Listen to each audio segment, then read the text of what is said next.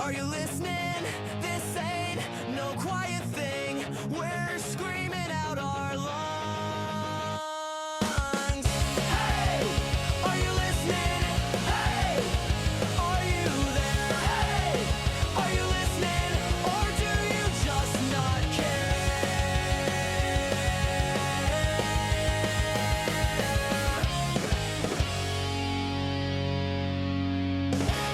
Well, hey, are you listening? This is a podcast exploring the past, present, and future of Christian music. My name is Joel. I'm here with my good friend Brandon, and we connected over a mutual love of some particular artists, but also have different tastes when it comes to music. And so we get to experience some new artists from each other while inviting some friends along for the ride. And we have a friend back with us today. And so join me in welcoming the man behind Fepeste, Mr. Eric Jett. Eric, thanks for joining us. It's good to have you back with us today. You guys doing all right today? Yes. Awesome. Wonderful. Brandon's wearing a velvet blue shirt, and it's got Joshua trees on it. And it reminds me that I'm going out west this week after we record this. Mm-hmm. And I get to see Joshua trees in real life, which I'm pretty pumped about. So nice. Yeah. It's fun. Yeah. Are you going to be listening to Joshua Tree the entire time? Yeah, my wife made me make a playlist, and so it does have several songs from Joshua Tree on it, but some other stuff. It's just that album repeated like 24 times. Bragged and dropped that into the playlist. Like, it's a great record. I mean, yeah, it's gonna be great. If only I could. We are gonna be going through Vegas. I kind of wish U2 was still playing the Sphere, and I could see them there. But oh well.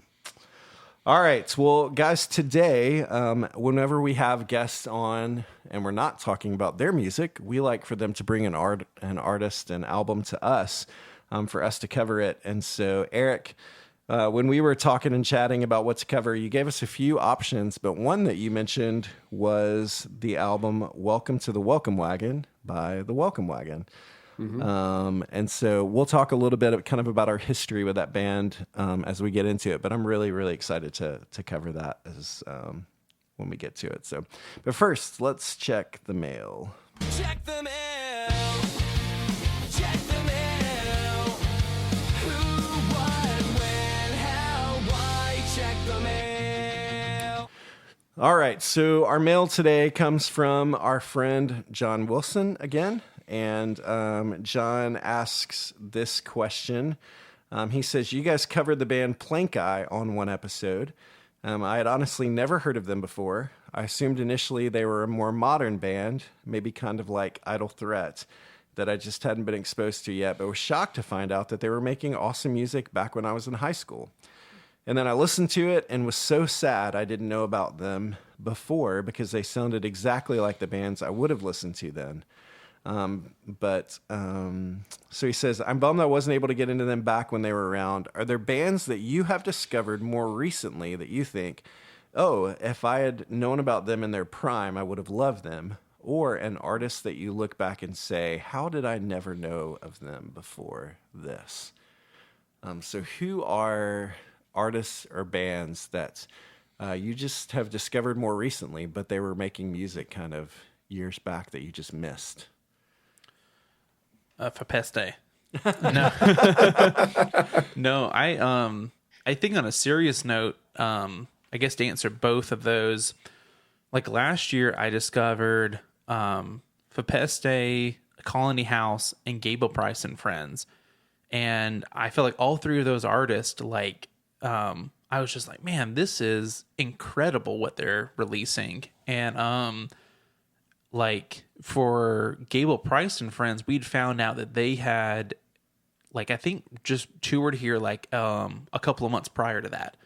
So like I felt like I was robbed, where I was like, oh, I could have went and hung out with them. And with Colony House, like, I think they've been putting stuff out for, I want to say like since the early 2010s or so, like for a while. So I feel like there's a lot of their catalog I'm catching up on. Yeah.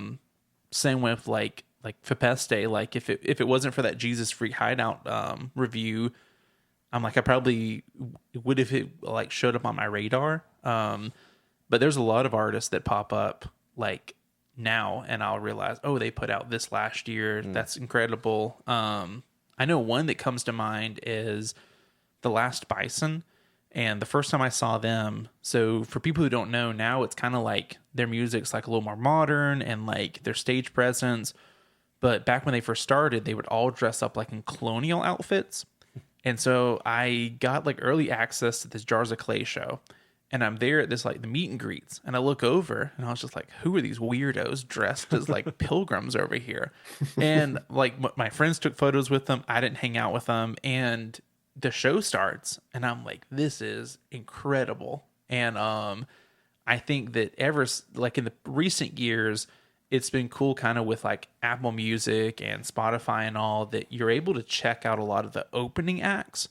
Because I used to would go for like the headliner and then love the opening act afterwards. Yeah. So now I appreciate that when I go there, I'm already like, I don't have to discover the opener during their set. I can go excited to hear like their 20-30 minutes and enjoy it instead of halfway through it being like, oh, I wish I knew they were good 15 minutes ago when I was getting a hot dog instead of listening to them or whatever. So yeah, I love that too, that there are ways now, like if I'll go to a music festival, for instance, somebody's always made a playlist like based on all the artists that are going to play the festival. And so you get to go get like a taste of all of them and say, do I want to go see this band? And I've been able to discover a lot of new music that way, which has been kind of fun. That's good.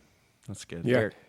Well, similar to Brandon, your story about discovering Gable Price and Friends and then realizing they had like just toured your area and you had missed it. For me, when I discovered Beautiful Eulogy, they were it was right after they had come and played Colorado Springs. And it ended up being the last time they ever played Colorado. But I discovered them like a month after they had played here. And so that was one of those kind of situations where like, oh, I wish I was like a fan of them at the time. So that one, not joking at all, but Bellador. I know I brought it up last episode, but like I wasn't, like I said, hip to the Bellador train when you guys were around, which is weird because we were talking behind the scenes about how you were on a label that I was like aware of at the time and a fan of other bands. So that would have been cool to have been aware of you, Joel, and your music back then. But, another thing for me is I love a lot of like 60s music and, artists like Beach Boys and Bob Dylan and Beatles and stuff like that, a lot of other artists. But I think it would have been so cool. Like I loved that music when I was a kid.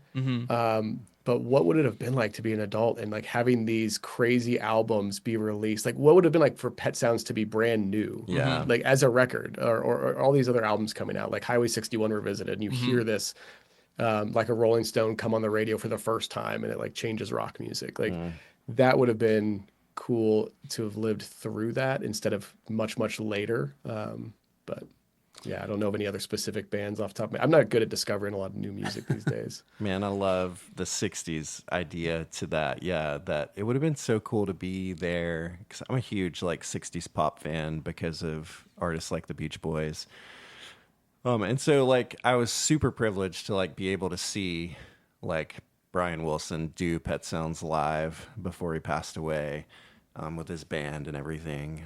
One of my other favorite instances like that was I got to go to Georgia, Athens, and I saw the Zombies play in Athens and do Odyssey and Oracle, which was just cool. Unbelievable. There were like 200 people there. Like it was just like a perfect size. And I almost felt like I was like back in time a little bit.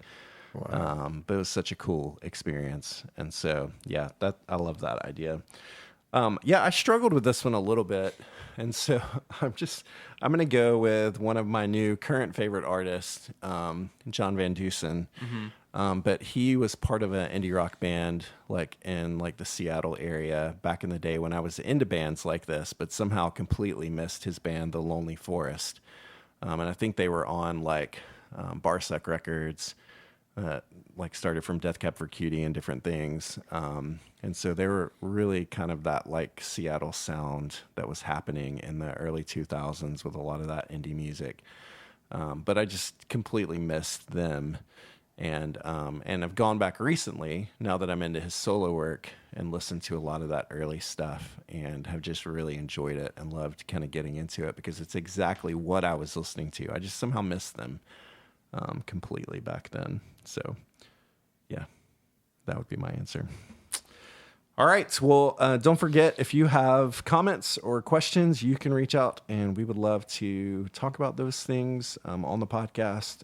Reach out, heyareyoulistningpod@gmail.com. Let's play a game. Let's play, let's play. It's time to play a game. Let's play, it's time to play a game. All right, so we're going to play a game of CCM 20 questions, and this is going to be an interesting one. So I'm just going to throw that out there. I like to think about who we're having on when we kind of dig into these kinds of things. And so, Brandon, this one might not be your strong suit, but we'll see how it goes.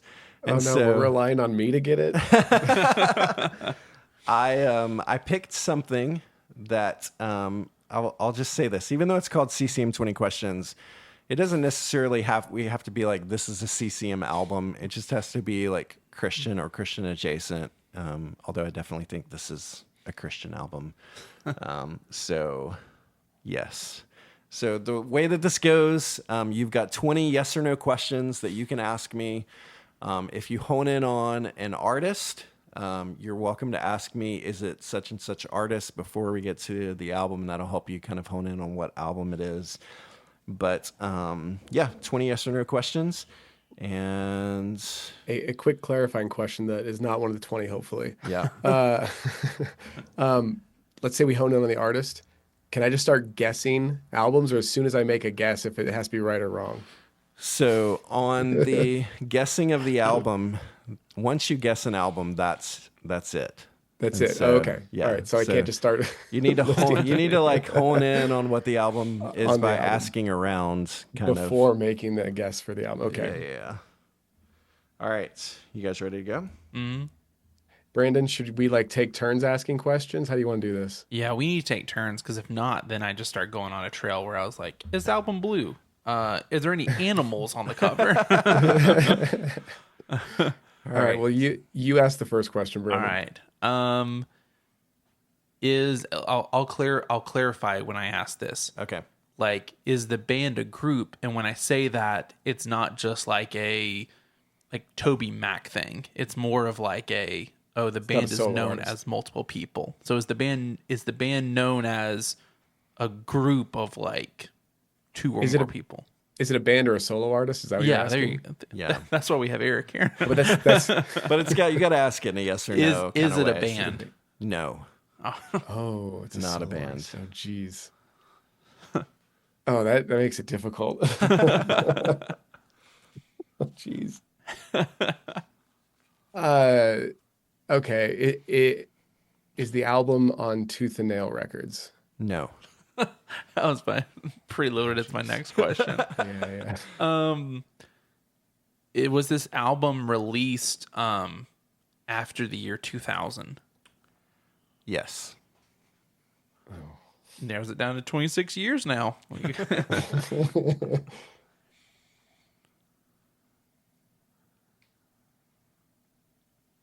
Wow. I this is. I'm not good at thinking on my toes, guys.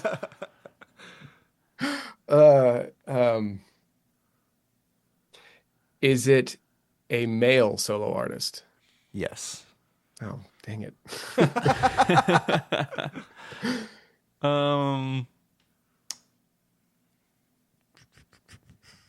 Is this male artist still touring?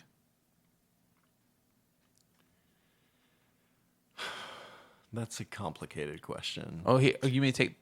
How about this? Brandon clarified, is this male artist still touring as a solo artist?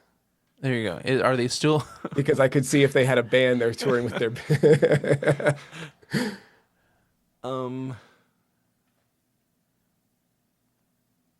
don't really know how to answer that question. That is a weird question. I'll answer it not as a yes or no. Do you want me to do that or No. We'll retract it. Okay. Yeah. I'll retract it. Lawyer. Okay. Sorry, go ahead, Brandon. You that go was ahead. your question. No, you retracted your question. That's yours. Was this album released after 2000? You already asked. But me you already that. asked that. Or no, I'm sorry. In my mind, I was thinking 2020. No. Okay. No. Okay, so between them.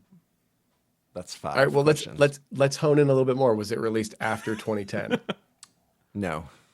Okay, so between 2000 and 2010. All right. That's helpful. This is your decade, right? Yeah. Oh, I get what you're saying.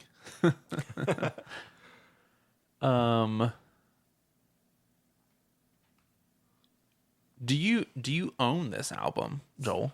Do you own this on vinyl? How is that helpful to me? I don't know what Joel's vinyl collection is. You probably have a pretty good idea at this point. Yes, 100%. Yeah. Okay. Wait a sec. Okay, hold on. The solo artist question is confusing now because it could be something like Starflyer. I'm just going to say, is it Starflyer 59 where he's seen more as like a, is that the artist? No, this Okay.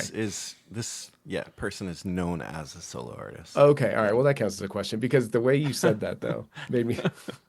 No, definitely a solo artist. Yeah. I feel like we need to think of it though.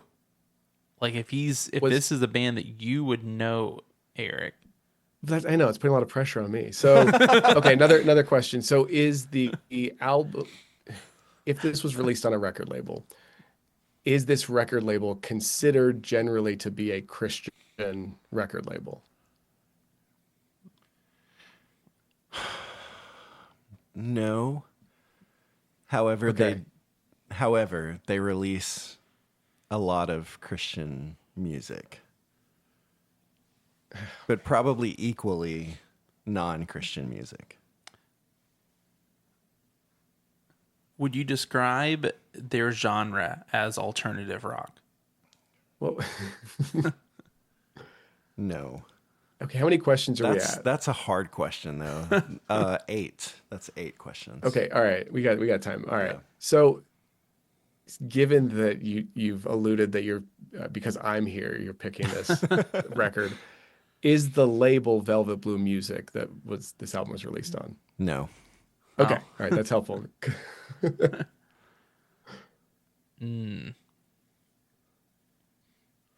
Oh, jeez, I'm not gonna get this. I'm literally over here like looking at my CDs, hoping that I have this album. It'll like jog like some questions. I'm pretty sure you have this album. Is this artist like are they popular? And let me specify what I mean by that is would you find this person on the radio? Like would radio play this person? I think I can answer that for him. No, if he's picking it based on me and my tastes. But I think that like, okay, can I answer that question a couple of ways? Because I want to be helpful here. Okay. We'll accept it. So, no, you would not find this artist on the radio. However, this person has over 14 million monthly listeners on Spotify. Oh, jeez. Okay. Let me pull up Spotify. Is this artist Sufjan Stevens? Yes. Oh, nice. Okay. Way to I was not going that direction. Okay. Okay, so released between 2000 2010. So we've got the Enjoy Your Rabbit. We have Michigan. We have He's zoned in Seven now. Swans. We have Illinois. I'm going to hand And this then off to Eric. Avalanche. Okay, let's rule out. Is the name of the album inspired by a state? Yes. Okay. Okay, it's one of the two. Does it have a buck on the front cover of the album? a deer, a buck. I don't know if it's a buck or a deer, but you know what I mean. One of those. Does No. it have one of those? No. No. Okay, well then it's got to be Illinois. Is it Sufjan Stevens, Illinois? It is. Sufjan Stevens Okay. invites you to come on, feel Feel the the Illinois. Yeah. There you go. Or Illinois for short. You guys got there. That's great. Congratulations. I have no idea why it took Brandon guessing Sufjan out of the blue because my brain was not going that direction at all. Brandon and I had a specific conversation about Sufjan's Spotify numbers, and I think he was blown away Yeah, that's By- when you Okay. said that. how I many was like, listeners he Okay. had. yeah. So the Spotify numbers helped you, Brandon. I had no idea what. Yeah. So my brain was going down. Okay, could it be John Foreman? Could it be David Bazan or Damian Gerardo? Like I'm thinking like certain artists like that is where I was not thinking Sufjan. Does it surprise Which is- you that Sufjan has over 14 million monthly listeners on Spotify? No, I don't know. I guess. Yeah, maybe a little bit. If this was in like the early 2000 aughts, no, that wouldn't surprise me at all. He was huge back then. Yeah. So I guess maybe the fact that he's still that Still listened huge. to, maybe. Those records. Yeah, there's a few records there that are just I- unbelievable. Given the album we're talking about today, I should have known that was the direction you were going. But Yeah, snuck it in there. There was a little, little connection to what we're doing today. Well, congratulations, guys. I'm glad we were able to get there. Let's talk about what we've been listening to lately. What's something that you guys have been listening to? I've been listening to someone we actually mentioned during our Christmas episodes. Aisha Woods used yeah. to be on Goatee Records. She released a single, No Rock, featuring I think his name's Talkbox Chambers. Okay. I think this guy's name he used to be in Toby Mac's Dire City band. But anyway, I'm gonna look up that name that way I don't make up someone. Mr. Talkbox. That's what we're gonna go with. Sounds like a guy from Family Force 5. It does. But yeah, she released that single, and it's been pretty good. It has definitely almost like a Toby Mac B-side type of feel for it. Yeah. But it's been really cool, and I feel like that Christmas album kind of gave me a different look on her music, whereas I used to not really listen to it, and so yeah, it's pretty cool getting to get back into her music and her releasing something new. So That's awesome. I love it. Eric, what about you? looking forward to this new Starflyer EP. Yeah. Yeah. That new single, I'm Disappointed, is very different than anything he's ever written, but I am not disappointed with it. So looking forward to that and listening to that single. Yeah, I think I mentioned on the last episode the new Watashi Wa single and looking forward to that album. So Yeah, the Starflyer. What excites me is they didn't just tease the EP, but they also said that they're working on the next full length. yeah. Which is really, really fun. So Yeah. can't wait for that to come out. That's cool. Yeah, something that I've listened to. I guess actually this kind of fits in the category of the earlier question about what's something that you kind of missed when it came out. But the other day, Cameron from Tooth and Nail News texted me and asked me, we're both big John Van Dusen fans, and so he texted and asked if I had ever listened to the album Arigato by John Davis. And I remembered a little bit about that, but I had never actually spent time listening to it. So John Davis was the lead singer of the band Superdrag, if you remember that band from like the 90s alternative scene. But I guess like I'm not sure of his whole story, but somehow ended up like leaving Superdrag, which I think Superdrag was pretty much always just John Davis, kind of recording project, but he really wanted to move into the direction of making Christian music. And so as soon as he was able to finish out his Superdrag contract, he started making Christian albums, and I think this was one of the first ones that he made, maybe the second one that he put out under his name. But it's been really cool to go back and listen to it. If you guys are at all interested in kind of like like good, like late 90s, early 2000s alternative music. You talk about a guy who produces and puts out music in an artistic way, and in a really thoughtful way. It's like a really good record musically, but also really thoughtful, like lyrically. And I just really enjoyed like spending time listening to it and getting to know it. And I remember when it came out that it was like a big deal that the Superdrag guy is like making Christian albums now. But he continues to do that. Like I went and checked, and his most like recent records he's still making music about his faith, which I think is pretty cool. So I'll have to listen to that. Yeah, I'm not familiar. it's really cool. Really, it's been really good to dig into. So, all right, well, let's talk about what we're here to talk about, and that is the album Welcome to the Welcome Wagon. So I'll give a little background information on this that I kind of pulled from online. So Welcome to the Welcome Wagon is the 2008 debut album from the Welcome Wagon, the Brooklyn-based husband and wife duo of Vito and Monique. I don't know how to say his last name. Ayudo. This album was produced by Sufjan Stevens and released on his label Asthmatic Kitty Records. Sufjan not only produced the record, but also contributed extensively to it, and arrangements and instrumentalists, helping shape its distinctive sound, drawing from indie folk, chamber pop, gospel, traditional hymns. The album features lush orchestration, banjo, brass, strings, choir-like harmonies. And so the result is an intimate yet richly layered debut that introduced listeners to the Welcome Wagon's unique combination of pastoral theology, congregational warmth, and indie folk craftsmanship. So let's talk a little bit about our kind of history with the Welcome Wagon and this record specifically. Eric, you can jump off and kind of give us your background with this band. Oh, sure. Yeah. Well, I also want to say that, like, to pull the curtain back a little bit, when you guys said, hey, like pick 3 albums, send those to us and we'll decide what to talk about. I wasn't necessarily thinking about albums that were like my all-time favorite or the most meaningful albums to me. I was kind of thinking of albums that might be fun to talk about. And like I said last episode, my favorite Christian album is Hebrews by the band Solos, but that's like a double LP that'd take forever. You're basically going to just be exegeting the book of Hebrews about that album.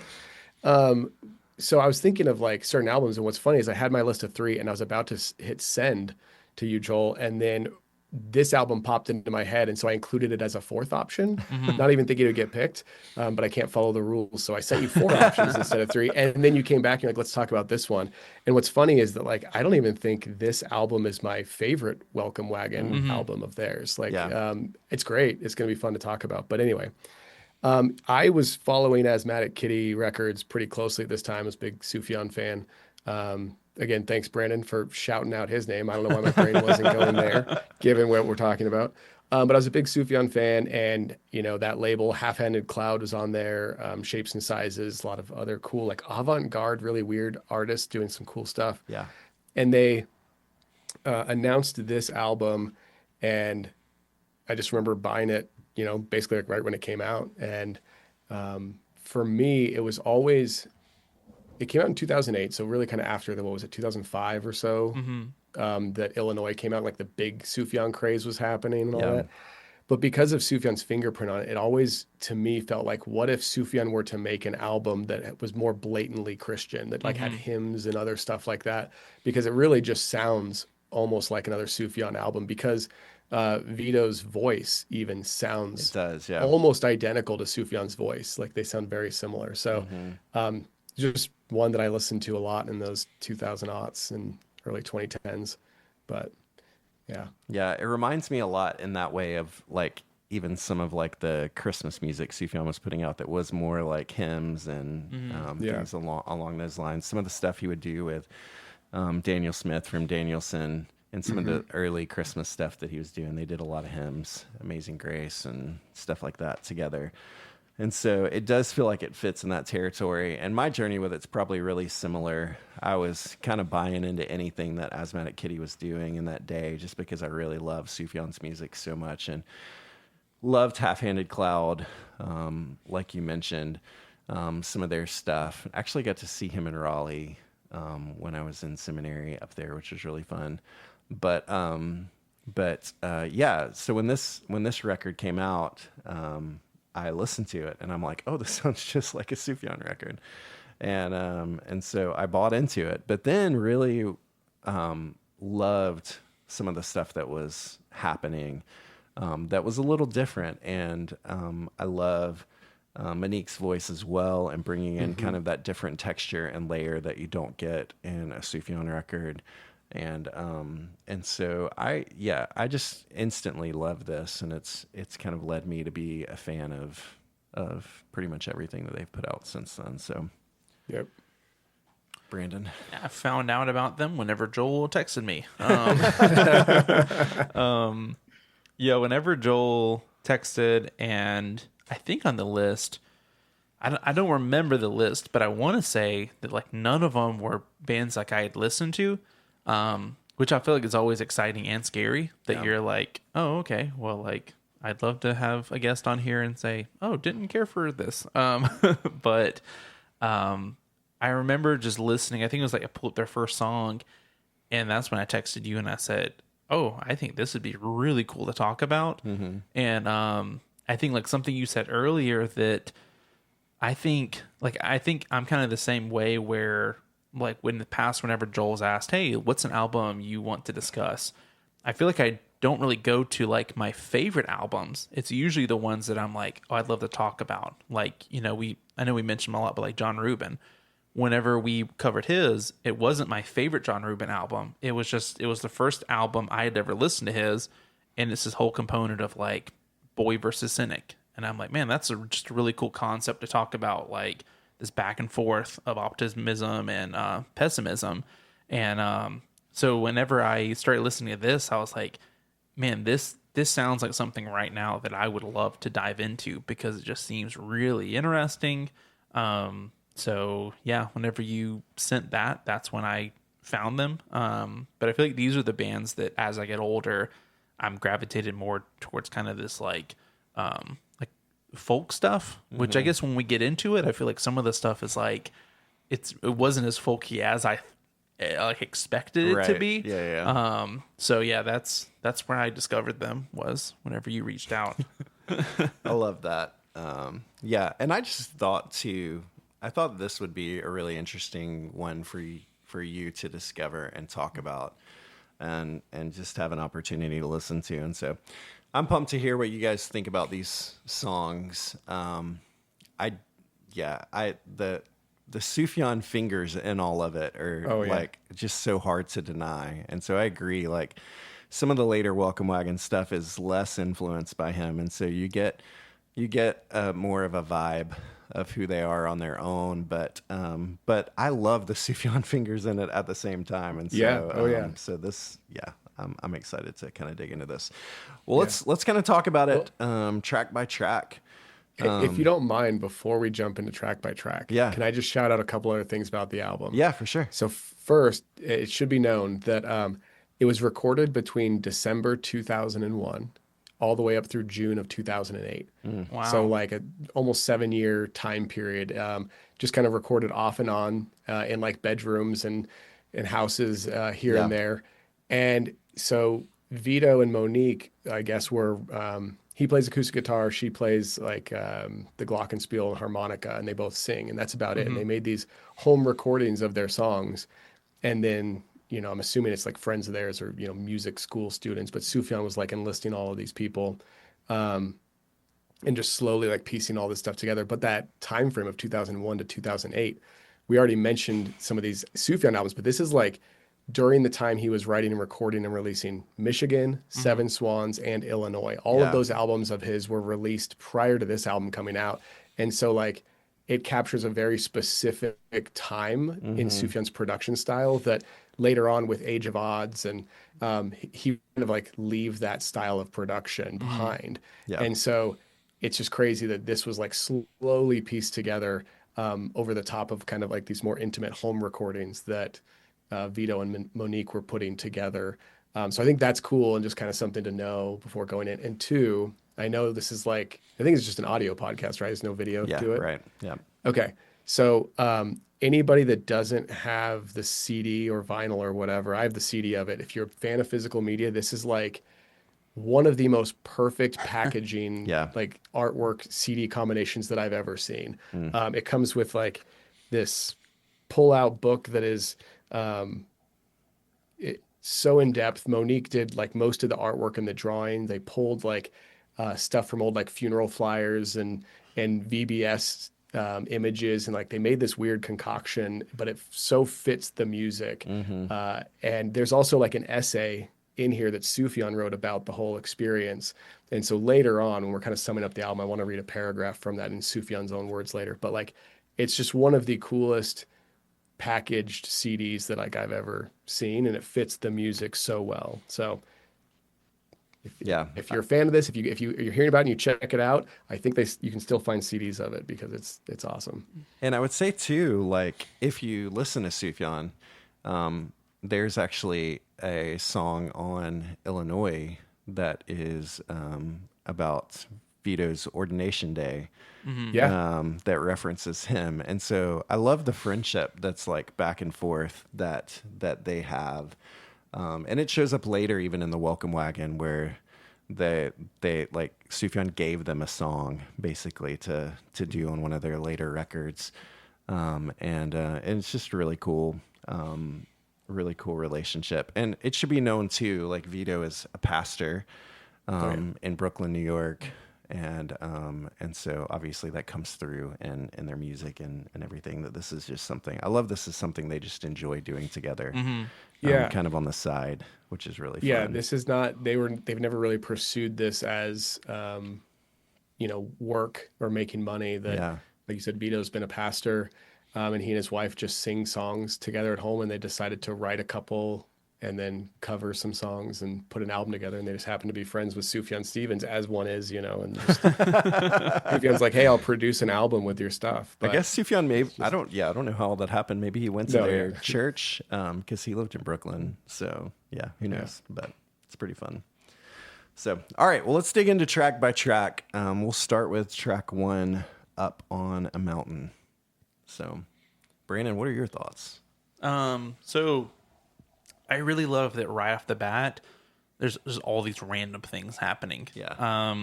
And I think like I said a while ago, like with folk music, you often just think of like vocals and guitar. Like you think of very like simple stuff.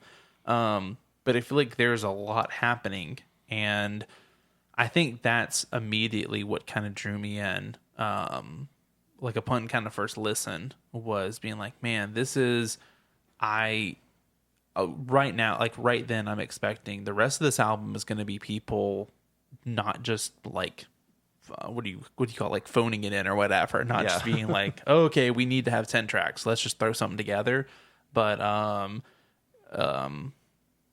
don't know, ever since you said the thing about like it being recorded over like 8 years, like part of me starts thinking like, man, I wish I knew like what year or whatever it was done, because I'm like, that's in the back of my head. And I love albums like that where they have like the physical artwork, but also just this whole story behind, where it's not just, we went to the studio and recorded, but it's like this happened, or we had to create this sound, so it took us 3 years to figure out how to funnel this guitar sound, to get it or whatever. And so yeah, just right off the bat, like I was super excited to dive into the rest of it just because of the little things happening with it. That's good. Yeah, I like how you brought up the kind of, as you described, like random stuff happening at the beginning of the song. And I'm going to share like a music theory nerd word here that I didn't know about, but my buddy Nick Weber, great musician, writes great music. He taught me something somewhat recently, that there's this term aleatoric music, and it's a piece of music that is not planned out, and it's kind of almost like played at random. Like you kind of pick a key essentially, and you kind of play these notes at random, and it's not adhered to like any specific rhythm. It's just kind of maybe like noodling around on the piano or a guitar or a trumpet or something. And this album has it all over the place. And I never knew what to call that. And I guess, people who went to music school, like my buddy Nick, it's called aleatoric. And yeah, it's just there's a lot of really pretty passages that you could just tell were almost improvised on the spot in this album. And there's a very brief piece of that to open this song before the song kind of kicks off. But yeah, this is an original song. So there's actually only 3 original songs on this album, and the rest are either hymns or like more modern-ish covers. And so I love that they at least start the album with an original. I think it's a beautiful opener. I think Vito and Monique's voices Yeah. harmonize so well together. You can tell that like they sing together a lot and their voices just fit well. And this is where if you didn't know any better, you'd think this was Sufjan singing, because it sounds like him. But yeah, no, this is just such a great opening track. I made a note about all the random stuff on this record too, and I just called it like riffing, like which you would have an electric guitarist do.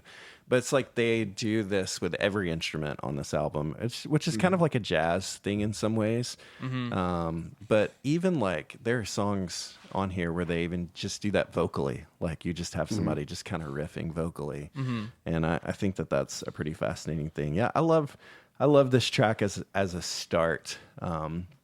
You have the kind of musical thing going on, but then it does break down kind of just to the acoustic and the vocal, and I think that it's part of probably like the making of this record, starting with like really simple melodies and simple instrumentation, and then kind of handing it off to a Sufjan Stevens and letting him like flesh it out a little bit. But I think it works so well on so many of these songs, and this is a great example of that. That her vocal melody and her vocals are so just simple, but like so weighty at the same time. When she's singing about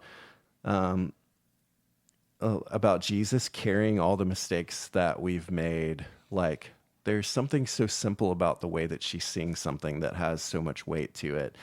And I feel like this album just does that really well, that it can handle a lot of weighty theological stuff, but carry it in such a simple way. And I love that about their music. And I love so many of the lyrics, the harmonies, the choirs, like all the choir stuff in the background is so cool. So there's a lot of choir. I think that's one of the things that really makes this album is the choir and how skilled they are. Yeah. And it really shows up, especially on later songs on the album. But like, there's a lot of call and response with the choir, and it's beautiful. The trombone and horn section on this, it's a really lush song. And you could say that about every song on this album is that the arrangements are very lush. There's a lot of different textures and different instruments added. And it sounds like Sufjan, produced this. But yeah, it's great. The lyrics on this song are fantastic. Yeah, they're really good stuff. Next, we move on to Sold to the Nice Rich Man. Joel, what were your thoughts on this one? So this is a Danielson song? Yes. It's a cover of a Danielson song. Yeah, and I actually didn't go back and listen to the Danielson version of this. It is so different. Yeah. Yeah, I had to go back and listen to it. It's on Try Danielson, the album. And it's just him and an acoustic guitar, and it's like more minory and aggressive, and like this one is so much more upbeat and like happy and peppy, and there's like call and response with the choir. This is like a fun, energetic song, and the Danielson version is not at all, which is so like funny because so much of Danielson music is that. I love this version of this song. It feels like I wrote down a gospel jam of just like a bunch of people that love Jesus in a room singing a song together and playing and just enjoying their time together. I feel like it really picks up and it's really exciting. I love the play of like the banjo and the electric guitar. I had the same note, which is such an interesting thing. On the second one, there's like that ripping electric guitar solo, and you got the banjo behind it, but then you have like a horn section playing. You got banjo, horns, and like a ripping solo. Like it's so cool. And I agree with you completely, Joel. Like it is a very communal feel. The whole album feels Yeah. like a community, playing and singing together, kind of together in a room. And I think you really feel that on this song, as it picks up on the album. It just feels like everybody's having so much fun. Yeah. I watched a video last night, actually, of them on their newest record, going up to Daniel Smith's like property and having the Danielson family like be the choir for that record and recording all the like choir vocals for it. But it did just make me feel like, I feel like anytime they've made music, it's had that kind of feeling to it of just community of people in a room doing something together. And I think that's really fun. And it shows up well on this song. I feel like y'all covered a lot of the stuff that I was thinking from it, but I did write down this random thing, and I mean it as a compliment. And I know it's gonna sound random, but as I was listening to this, it sounded like something that would play like during an old cop movie, like at the beginning or like during like a car chase. And the whole time, like I just kept thinking of that, and I was like, man, I don't know if that sounds like the compliment I want it to sound like, but like I was just thinking like, man, this sounds so cool. But I think it said something similar about what was it, Switchfoot song, where I was like, man, you could play this one during like a fight scene or a Subaru commercial. And in my mind, I'm like, that's such a good compliment. Whereas I feel like if I left that on like Apple Music, they'd be like, what? But yeah, I think it just goes back to like there's so much going on with it. And one thing that I kind of picked up on, and y'all might know more of this, but from what I read, a lot of the covers, they kind of took it in a completely different way than what it was meant. And I think even some of the ones coming up, they were like, oh yeah, this was written in a very like almost like depressing tone, but for them they turned it into like this hopeful tone. And I think it's cool because like we mentioned, I think that would have been last week's episode, like whenever you're remixing or covering, I think that's so cool when you take a song like that, because I mean there's songs out there that I'll sit there and be like, man, I know the person that wrote this they wrote it in a very like almost like anti-God or anti-church stance. But as a Christian, I look at the lyrics and I'm like, no, I think that I'm saying the same thing. It's just I'm saying like, oh, that's why like this stuff is fake. That's why we need to move closer to Jesus. Whereas, for them, it's more of like, oh, the church is just fake or whatever. So for me, like, I think that's so cool when people don't just say, we like this song, we're going to play it as is. But they're like, man, we like this song, let's make it our own. And you make it into a cop soundtrack. So, and it's crazy because nobody like makes music that sounds like this, anymore. And in 2008, right? It just wasn't happening. And I'm sure part of that is the Sufjan influence, but it really is the Sufjan influence on top of a reimagining of a song in a way that nobody's doing anything like that before. And I love that about this song and this record just in general. Yeah. Yeah. And I love the lyrics. I know that they didn't write these lyrics to cover, but they're awesome lyrics. So you have this idea of a rich man. I'm going to read some if that's all right. But the song starts with, rich man came to our town and wandered around. Rich man came to change our minds, change our plans, take our things, take our nights. Tonight we fight. And then it has this town rising up against this rich guy who comes to town who wants to like make changes. They kill him. Turns out like it's really just an illusion that this rich man is alluding to Christ, that he's the came, and it says later in the song, rich man came to pay the price. He paid it all. He paid the now, he paid the was, he paid it in full. He paid it for fools. And it's Danielson lyrics. So there's like silly stuff in there, but I just love that, like, even the way Daniel Smith painted this rich man as being evil, he starts the song with those lines of, rich man came to change our minds, change our plans, take our things, take our nights. Like, as Christians, when our hearts are changed, like our priorities change. Our responsibilities change. The things that we desire and should do with our lives ought to change. And that is a frustrating thing as someone who like, becomes Christian later in life and realize like, I need to make these changes, and you want to fight against that. Yeah.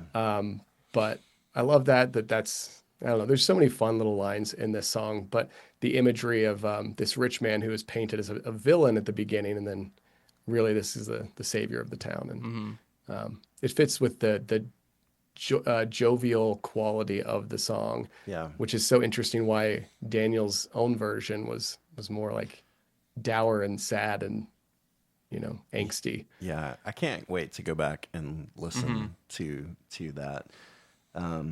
Daniel Smith, man, he's just done some incredible things, and he's gonna always completely be overlooked by most people. But but he is not easily approachable, his No. music. I mean, not at yeah. all. But really, such a talented guy in so many different ways. And well, we're gonna have him on the podcast one day. It's gonna be great.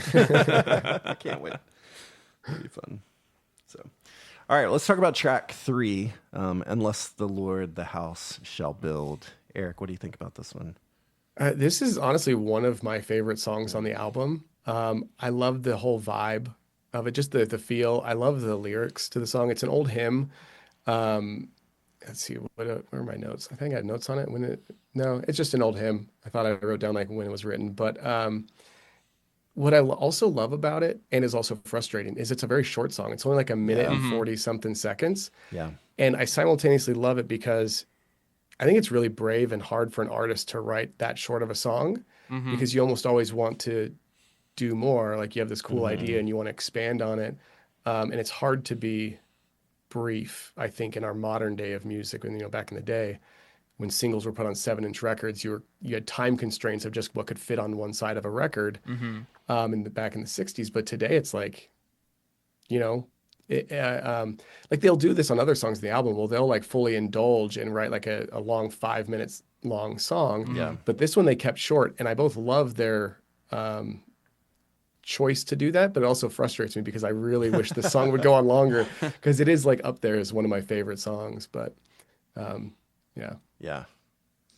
Yeah, I love the vibe on this one. The like, like it's just got such a good feel to it. Kind of like I was trying to figure out how to describe it, like an old school, like R&B kind of feel, almost like just kind of an interesting vibe to it. And yeah, it is so short, but they do so much in that period of time. And I feel like that's something for artists to like, just like, if you can do something like this in such a short, brief period of time, that's a pretty incredible thing to accomplish. And so, yeah, I love this one too. I think it's really good. I love all of the music, the intro music. I think the lyrics, it's like based on Psalm 127, which is a psalm that I love. And so this one connects with me in a big way. So for me, I also kind of highlighted the shortness to it. And I think for me, I don't know if it's just like a first time listening through or not, but I think for me, it's nice that you have these little, I think when a song's that short, sometimes I see it as almost like a little interlude rather than like a full song. And so like for me, I liked it because there's been some artists we cover that like the first song 6 minutes, then the next one's 5 minutes, then the next one's 6 minutes. And it's like you can get almost like bogged down in some of it. And so it's like, after a 6 months or a year, you appreciate all of the theatrics. But at the time, you're just sitting like, it leaves me, like some artists, it leaves me thinking like, okay, I'm getting kind of bored of this. Let me go listen to my music and like come back or whatever. Yeah. So for me, I thought that having it shorter helped, and I think too, like on the album as a whole, the pacing is really well in it. I always tell people that when it's my first time listening through an album, I love when there's songs that are 5 minutes long, but they don't feel 5 minutes. Yeah. Or like you, at the end of it, you don't sit there and say, gosh, was that like an hour and a half? It's an album that you're enjoying it. And even like when I was listening through it, I think it was yesterday, that there were some tracks where I was like, wait, is that a whole track or is that a new track starting? And I would go check. Yeah.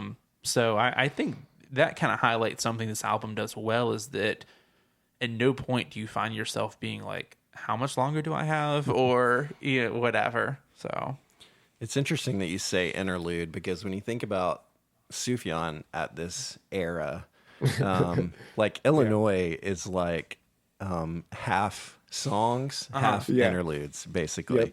And so there's almost like an interlude between every song on Illinois. And he's kind of the master of the interlude. But I think he knows what to do musically to transition from one song to another.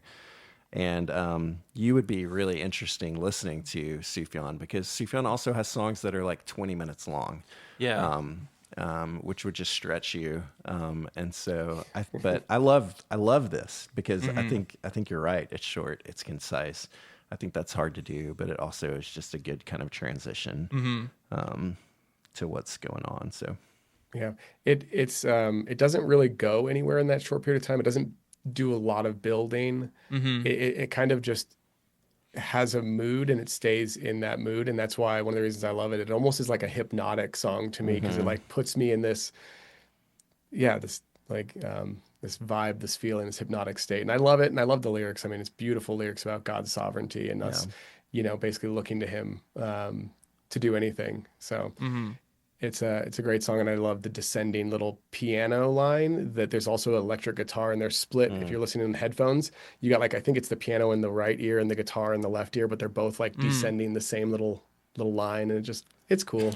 Puts you in a mood. we haven't talked like a lot about the production on this, but I was listening to this in headphones, and was just kind of struck by, for an album that was recorded piecemeal in a lot of different places, I feel like the production on it is really good.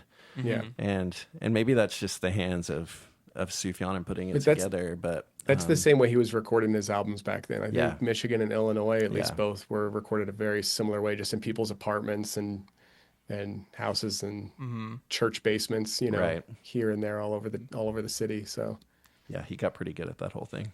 yeah. Next up, we have He Never Said a Mumbling Word. Joel, what do you think about this song? Yeah. Eric, do you know is this one an original? No, it's not. Okay. It's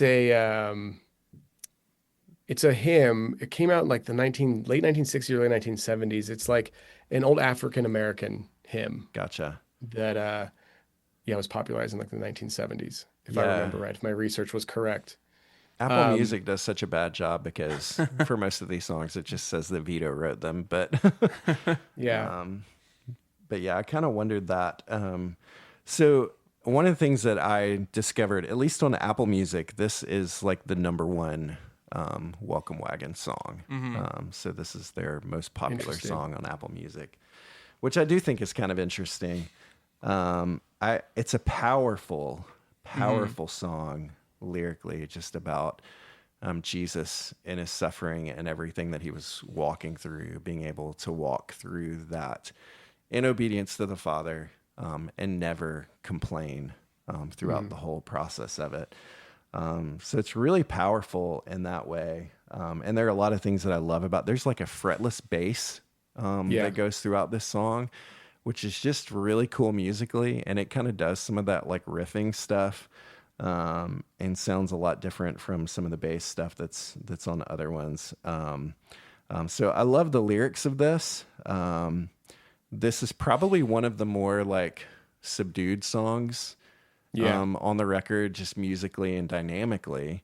And so it is kind of interesting that way, but I especially because of the lyrics, like I just think it's a fantastic song. Yeah. It does slow the album down quite a bit here at track 4, which is fine. But this is another one of those. Okay, so the song before, it's like 1:40. This one's like 4.5 minutes. And the lyrics are great. I love what it's about. It is like really repetitive though. Yeah, it is. And like what's said in the lyrics is a fraction of like the song before. You have these 4 stanzas that are like packed full of like theological significance. And this is like 4 verses that are all basically like repeating the same thing over and over, and it is a very it kind of trudges along this song. I don't dislike it. I love every song on this album, but it's probably one of my least favorite if I had to rank them, just because of the repetitiveness. But I do like the arrangement because it's always kind of evolving, and there's a lot of new textures coming in, like lap steel and, like Joel said, the upright bass. There's always instruments kind of coming and going that help it along, because the lyrics and everything don't really like move it along much. But yeah, no, I think it's a great song. It's interesting that it's like their number one listened to song, because it's not my favorite on the album, but it's good. I thought the same thing too in that way, that I was surprised by that. I just looked on Spotify and it's not on Spotify. It's number 3. But I will say this is a song, I think this is one of the first ones where you really hear the choir. yeah, Like you hear the choir in all the songs, but I mean, we really hear them come into their own as, and they also really carry the song. They are doing so like cool vocal runs in the background in the choir. And there's a lot of space for them to do that in this song, like some other songs later in the album too. Yeah. So that's cool. I do like it. I think for me it was an album highlight. And I think it's a lot of the stuff y'all have said, but for me, I think staying in the one place, like it made it more powerful that it didn't become this like whole orchestra thing. Yeah. Like it almost made me think of like, there's movies where it's like, you know, someone says this really cool line and then something really cool happens. And then there's other movies where it's like someone makes a comment and then it's just silence. Like it's just like a very uncomfortable, like, and I guess it just like feels like, like more real. And I think that with it not kind of moving around, I think like the lyrics, and I mean, I think that comes from someone who like, I'm always going to be more of like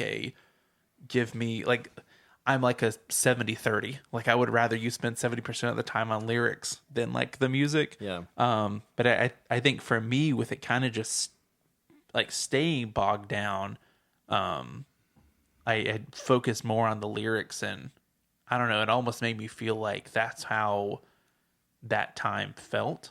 Yeah. Like it's like, I don't know, but so yeah, I feel like I agree with everything y'all said, but it was like almost like more of a positive spin on it with them doing that. So Yeah. You and Apple Music agree. It's not a bad I thing. guess so. Yeah. It's not a bad I mean, thing. yeah, it's hard for me to say because I don't dislike it. So Yeah. I can see absolutely why it would be someone's favorite, as well as why it would be someone's, lesser favorite on the album or something. At this rate, I'm really looking forward to whenever I go first and I say, I didn't really care for this song. And then Eric's like, this song was the best. That's good. All right, track 5 is "Hail to the Lord's Anointed." Yeah, Brandon, Brandon, what'd go you think? first and Go say for you it. didn't like it because Yeah. it's one of my favorites. Yeah, this song just hated. Would have removed. No, I liked it. And like for me, I felt like it stayed very simple. And I felt like it wasn't like oh they're breaking new ground on here. But I think what it highlighted was that like it. I'm about to contradict myself because I'm saying like, oh, it sounded like it, but then I wrote down like, but it doesn't feel repetitive.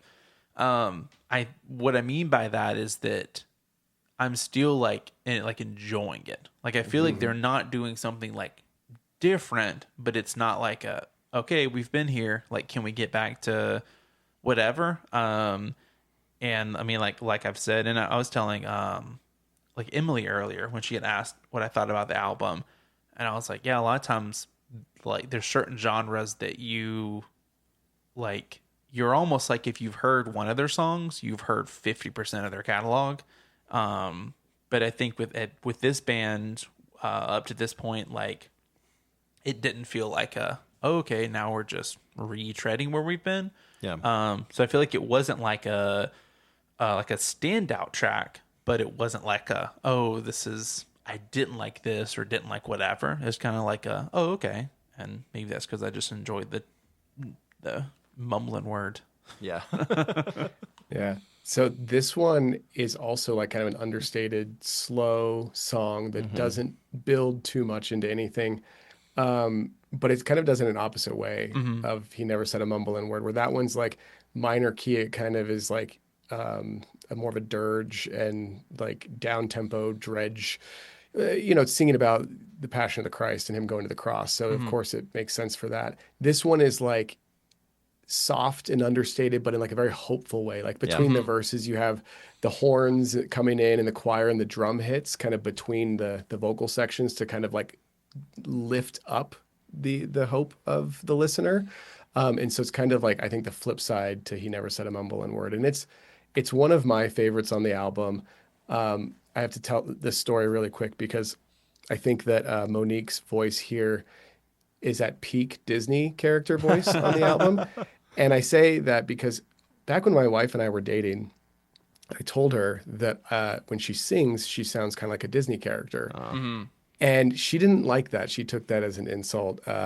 We still bring it up to this day, and it's funny. And I didn't mean it as an insult, but she took it that way. And when I was listening to this album again and pulling my CD out and reading the liner notes, and I was reading Sufjan's essay, in it, he himself describes Monique's voice as a Disney character. Oh, wow. And I had to show my wife, I had to dredge that whole thing up again. But I was like, hey, honey, listen, like even Sufjan like says it in a complimentary way. But I do think that when you hear this song and like the very beginning, you hear her start singing, like she sounds like a Disney princess singing. But yeah. Yeah, I love her vocals on this one. And this is one of those songs, too. It's hard not to talk about Sufjan all the time, talking about this record. But when this song starts, it's like the epitome of like chill acoustic Sufjan. Like you've got the banjo and the acoustic happening at the same time and doing this thing that I feel like only he does in his music. And so it just feels like that a lot. And yeah, I love the lyrics of this song. I mean, these are some of my favorite kinds of songs where we've got like weighty lyrics. And again, it's that juxtaposition that I felt on Up on a Mountain where you have like these incredibly weighty lyrics about Jesus, but it's sung just in such a simple, like hopeful way. And I feel like those things are so hard to accomplish in putting something together like this, but it just feels like it comes natural on this record, which I love. So And this song is another old hymn from 1821, written by James Montgomery. And I love there's like two sides to this album, and I think we'll talk about it maybe at the end when we kind of sum it up. But like, there's this silly, playful side. We'll get to songs that talk about the YWCA and needing a back scrubber, and the Danielson song we talked about earlier. Like, there's the silly Danielson lyrics about lice and weird things in there. But then here they're singing these old hymns. And they use the word succor, Succor, not sucker, is it? Right. Like, but like he comes with succor speedy to those who suffer wrong, to help the poor and needy and bid the weak be strong. Like that's a line in this song, and it's so like, older, more proper English, but then it's juxtaposed against, like you're saying, these silly kind of playful songs on the album too. And I think their song choices, the hymns they decide to cover, and later, as we'll get to it, like. They're more modern songs they decide to cover. It's just really interesting choices. Yeah, it really They're so is. different. And somehow it all works together so well because there's this cohesiveness. So, yeah, love it. All right, next we move on to But For You Who Fear My Name. Eric, what'd you think about this track? It's a fun one. It's a jam. It sounds like there's a lot of like that stomp clap feel. It still feels very sing along, almost like around a campfire, but not, because you got the whole like stomping and stuff in there. But like, this is a song that was actually written by Lenny Smith in 1975. Lenny Smith is the father of Daniel Smith and all the other people that make up the Danielson family. So this is Danielson's dad wrote this song. And I did listen to his version of it, and this is not that different. It has the same kind of vibe and feel, but it's a lot more filled out instrumentation wise. But like Danielson and Sufjan were friends. Sufjan even played in the Danielson family for a brief period, and they each had their own respective record labels that they started, and they were that northeast United States area, and they must have all been friends because I didn't realize this till I was doing some research. But Lenny Smith, he was writing songs for fun while he was doing like carpentry work and other stuff for a living, and he would publish his songs. And he published them under a company called New Jerusalem. Yeah. And all of these songs, all of their arrangements and their originals are published under the same publishing company that Lenny Smith started. So you've got like the Danielson ties in here, like both Daniel Smith and Lenny Smith songs covered on the record. You got Sufjan's involvement. It's just like this whole family affair of like these songs that are thrown in here. So I didn't realize that back in the day when I was listening to this album in 2008, that was Daniel Smith's dad wrote this song. So I thought that was cool. That was recently discovered. Yeah, I think that's so cool. Yeah, I love the gospel, just the gospel stomp clap kind of feel to this. Like, this is the kind of song that I would want to like sing in church. And it just feels right. The choir is hot on this thing, and it's so good. It works so well, and I love the choir vocals when they're going. And yeah, listening to it on headphones too, you hear like little subtle details that maybe you wouldn't hear. And so there's like an instrumental close to the end, and there's like whistling. That's in the background, which I thought was just such a unique little thing that most people won't even notice is there, but it just adds to the texture of it. So yeah, a number of people whistling too. Some of them off key too. Yeah. It adds to the whole sing along vibe of it. It's so good. It is. Yeah, I enjoy that. I like the claps, like the choir, and I like that it just comes across as I don't know, when you throw in those little things, like it comes across like it's not like this like super polished or editing this or that. It feels like you are just like recording this choir. Yeah. So I love when songs like this have that feel about them. And the lyrics are so hopeful. I mean, the music fits with the lyrics. I mean, the chorus of the song goes, "But for you who fear my name, the Son of Righteousness will rise with healing in his wings, and you shall go forth again and skip about like calves coming from their stalls at last." And just like that, waiting for Christ to return, and the imagery, I couldn't think of what psalm it's coming from, but I'm sure it's coming from that. Like it's skipping about like calves coming from their stalls. Is just such a beautiful picture. And, Yeah, that Smith family, man. It's good. I love it. All right. Track number 7 is American Legion. Brandon, what'd you think about American Legion? So like up until this point, I've really enjoyed the alternating vocals. I wrote down for that is that I think that's really cool when a band can mix up. So it's not just the same voice on each one. I think that's cool whenever a band does that, especially when it's like a guy and a girl, because I feel like it adds sometimes when you are able to like have the song just be like her or just be him, or like mixing it with like one taking the chorus, one taking the verse. I thought it was really interesting with like the really long outro. It almost felt like a track you would find like at the end of an album, that it's like, oh, okay, we're wrapping everything up. And so I thought it was interesting that midway through the album, you have this song that you're like, oh, okay, like if it ended now, I would be like, man, that was really cool. Like they wrapped it all up. And of course after this, like it kicks like right back into the, the next track. But I thought that was like pretty interesting. And going back to your comment about like recording songs different times and all, like it made me kind of wonder like, oh, I wonder if there was like a reasoning behind doing this song there, or if it was just like, man, we love these tracks and we're just, we're putting them on there. But yeah, I thought it was interesting that you have this like big like outro like in the middle versus having the ending. But I enjoyed the track a lot. Yeah, I feel like I think Vito wrote this one. Yeah. Yeah. This is the second original one on the album. And And it's the start of side 2. So if you're listening on vinyl, yeah. side A ends with "But for You Who Fear My Name," that big, joyful sing along, and then you flip the record over and you start with another original Okay. with this one here. Yeah, So that's interesting. yeah. I feel like this song does fit his voice really well. Yeah. And maybe that's part of like him writing it. There's something about it that it feels like different from a lot of the rest of the record, but like it works really well. Probably because he wrote it. But there's a lot that I really like about. I think the melodies are good. They fit his voice. I wrote down here, I commented on it earlier, but I love the like mixing and sound of this record. Yeah. And I think that this song like highlights some of that really well, that there are like subtle parts of this song, that are just produced really well. Yep. Where his vocal is really able to stand out, but sits really well in what's happening musically.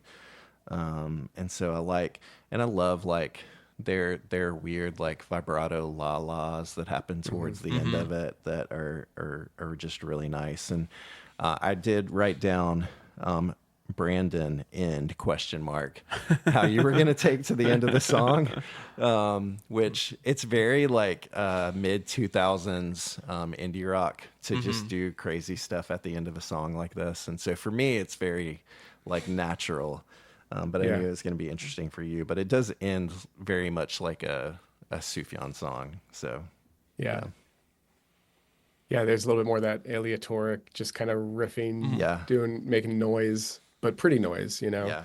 Yeah, and I agree with you on the mixing. This album is full. Every song is just packed full of instruments and voices, and you can hear every single one of them clearly. Yeah.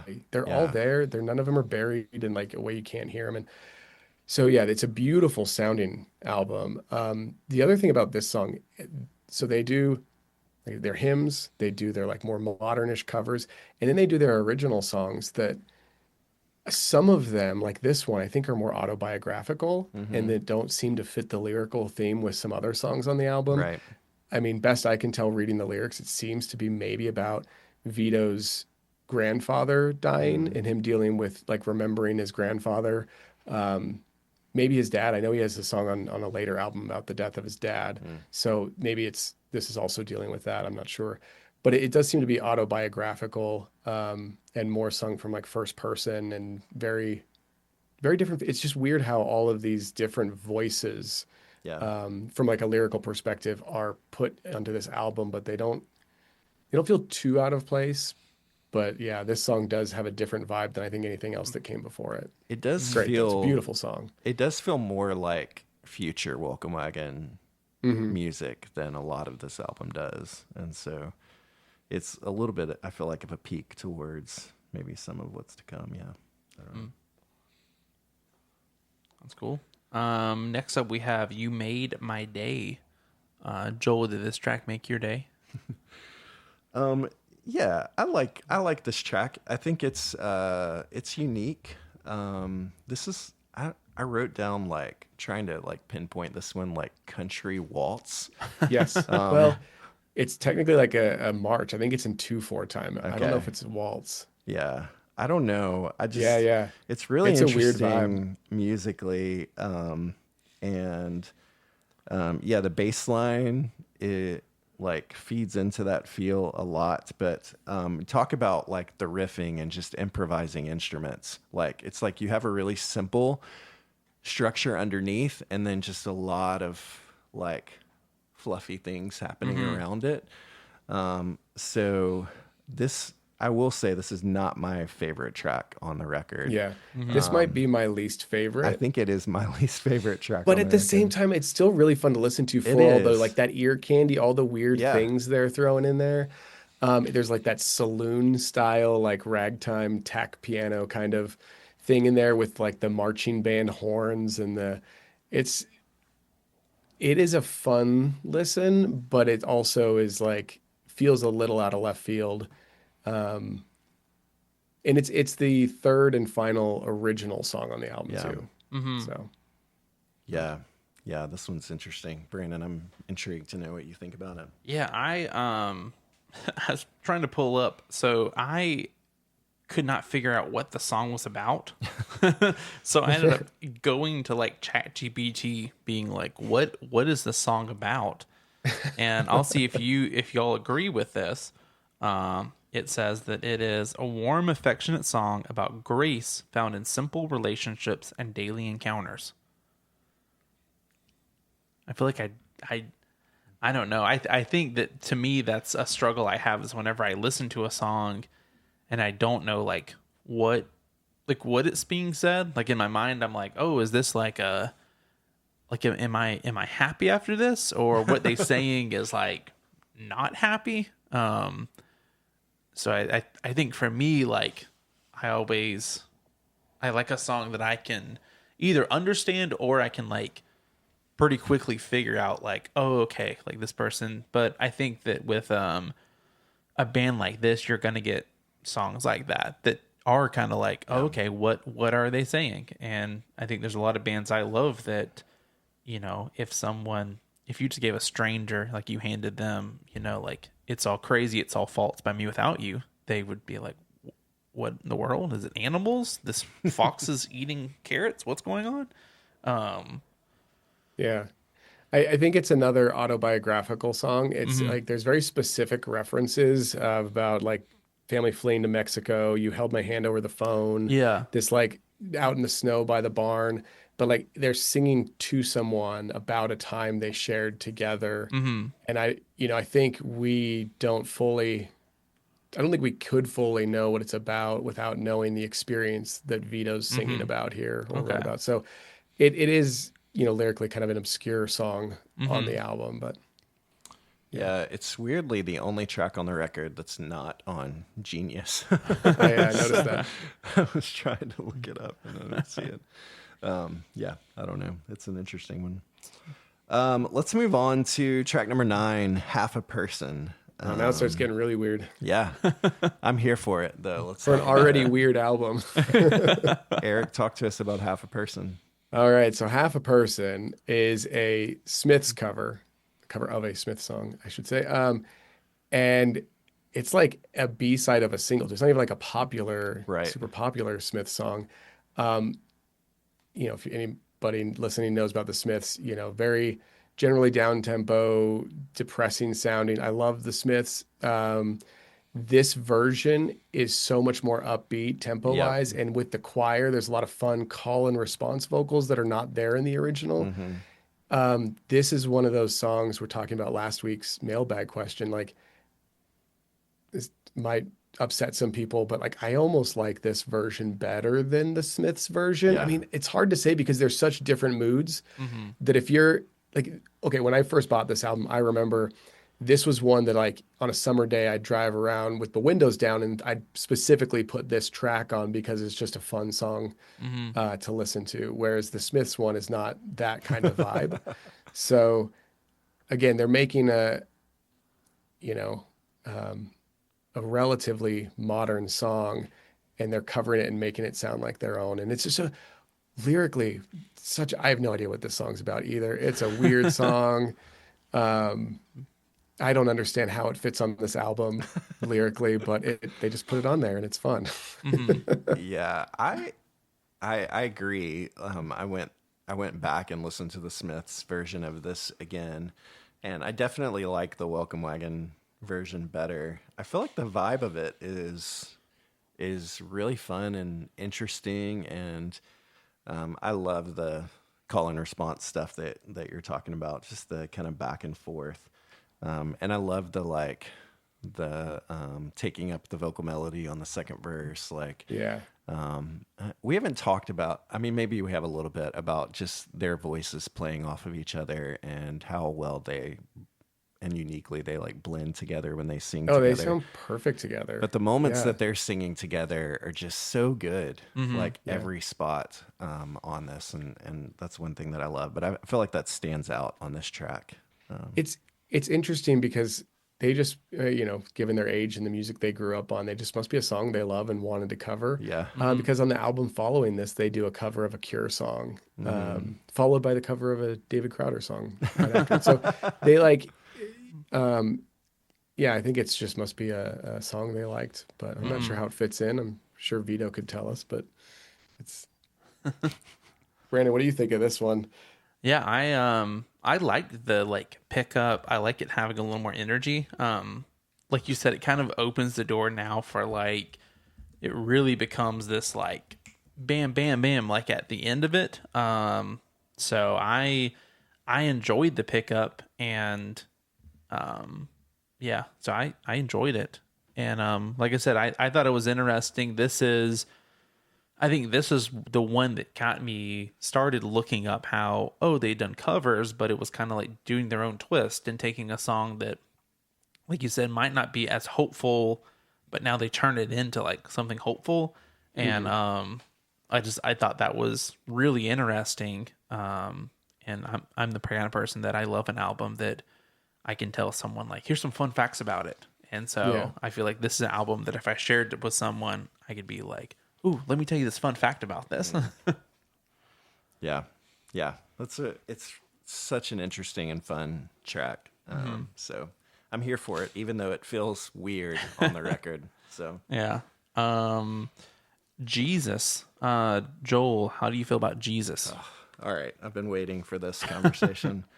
All right. So this is a Velvet Underground track. Yeah. And supposedly the Velvet Underground version of this, song is ironic. And I went back and listened to it too. And it's much more stripped down and pretty bare and just kind of interesting. But I honestly think the first time that I listened to this album, there was a lot that I loved about it and enjoyed about it. But I think it's when I got to this cover that I really I felt like my mind was expanded a little bit by listening to this record. I love this cover so much. The build that happens twice on this song is musically probably overblown and overdone and expansive, but I'm just here for every second of it. And it's honestly one of my favorite musical moments on any song Oh man. that's out there. I just love it. I think it's beautiful. And just all the huge vocals that are happening, and they're crazy.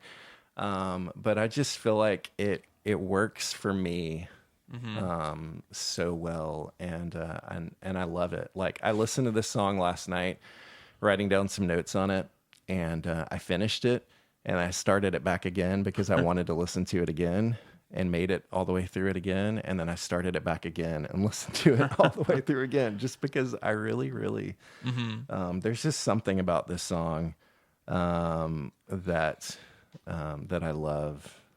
Especially just musically, what they do and the build. There's I don't know what else to say. I love it. So Yeah, I mean, this song is incredible. The choir on this song is like losing their minds Yeah, while they're singing. Like, it's they're just bonkers. all out, and it is incredible and beautiful. Like I said, the builds are amazing. The original Velvet Underground song is, I think it's a beautiful sounding song. It doesn't go anywhere. It's Yeah. just very repetitive. Just, I think, a couple guitars. This song flips that on its head by making it build throughout and then drops back down and builds again. And then has that really long extended aleatoric, like just, riffing at the end of the song to kind of bring everything back down for a while. And it's such a beautiful song. I actually, as we're talking about it, I think that lyrically where this album fits in, the lyrics on this just repeat. It's just, Jesus, help me find my proper place. Help me in my weakness because I'm falling out of grace, Jesus. And it basically just kind of repeats those lines over and over again. And I think this is part of a suite of songs thematically telling a story. And it might even start with the previous song, Half a Person, where this person who doesn't know where they belong, they're out on their own. They're living at a YWCA in that song. And then you have this song coming right after it that's a prayer. It's like, Jesus, help me find my place. I'm scared. And then the next song, we'll talk about that when we get to it. But I think that the next song is a song of fear, a song of doubting, with the final song kind of summarizing the gospel and like kind of reassuring the listener. So I don't know if that's the thinking there, but I do think lyrically the last four songs in the album kind of flow together as almost like one person living this life, and then a couple songs of prayers and then a reassurance song at the end. But yeah, this song is one of my favorites on the album easily. I love this song. Yeah, I wrote down that it's like a roller coaster. Like I felt like I was on this roller coaster of this like build and everything stops.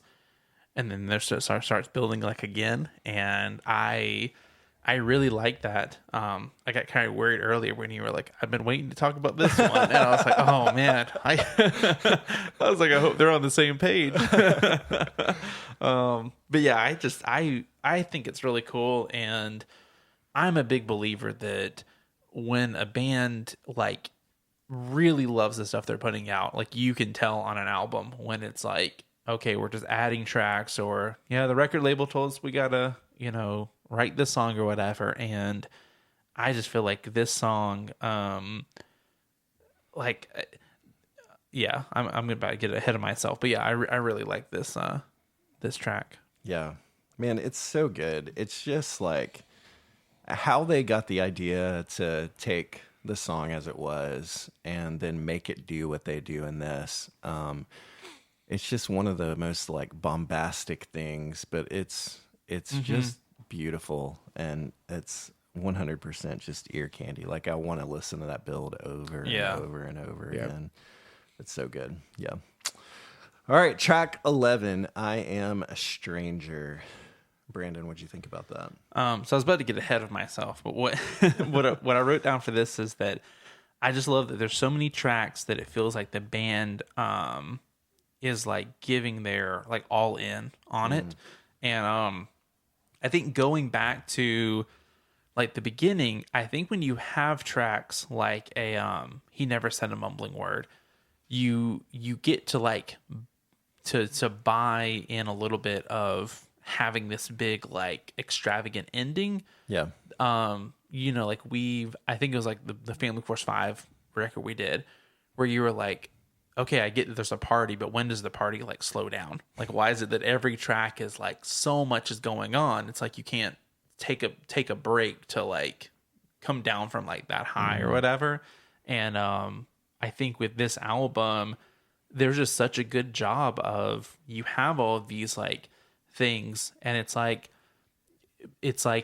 each track like builds, but it's not like we're trying to like outdo each other. Like it's not like oh, you thought that was like fast? Well, we're about to sing even faster on this album or this track.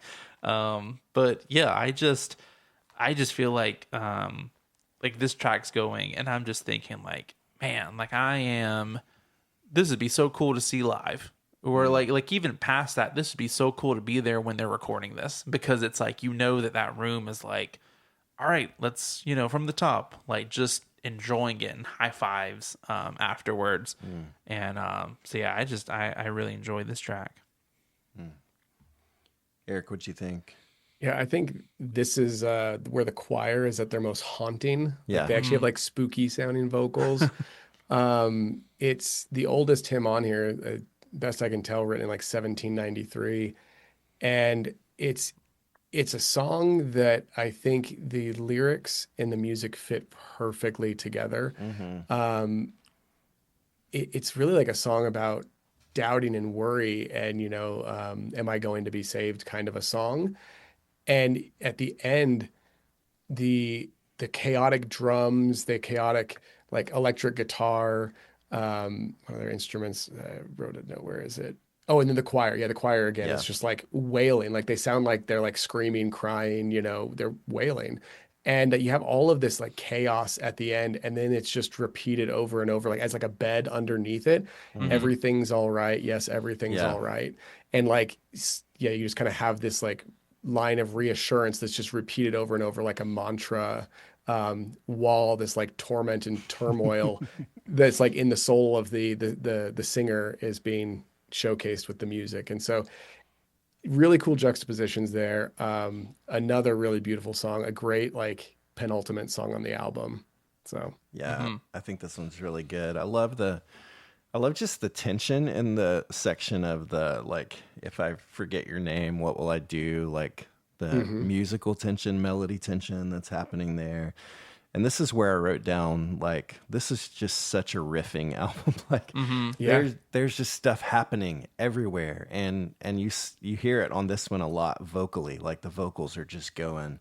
And I love the chaos. I just love the chaos of this one with like you said, Eric, the steady reminder that everything's all right. And it just feels like such a picture of like life and trusting in the sovereignty of God in the midst of the chaos. And so I think it's a really cool one.